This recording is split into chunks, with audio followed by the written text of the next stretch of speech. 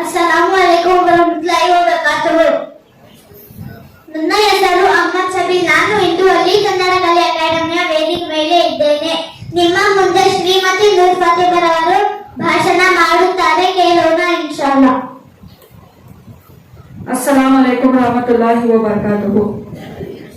ನನ್ನ ಪ್ರೀತಿಯ ಸಹೋದರ ಸಹೋದರಿಯರೇ, ಎಲ್ಲರೂ ಚೆನ್ನಾಗಿದ್ದೀರಾ? ತುಂಬಾ ಸಂತೋಷ. ಇಂದು ನಾನು ಒಂದು ಹಿತನುಡಿ ಹೇಳಲು ಬಯಸುತ್ತೇನೆ. ನೀವು ಜಗತ್ತಿನಲ್ಲಿ ನೋಡಲು ಬಯಸುವ ಬದಲಾವಣೆ ಮೊದಲು ನೀವೇ ಆಗಬೇಕು. ನೀವೇ ಆಗಿ ಆ ಬದಲಾವಣೆ.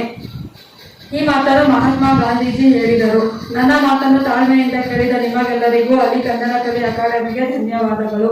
ಶುಭ ದಿನ. ಶ್ರೀಮತಿ ನೂರ್ ಫಾತಿಮರವರು ಅತಿ ಉತ್ತಮ ಭಾಷಣ ಮಾಡಿದ್ದಾರೆ.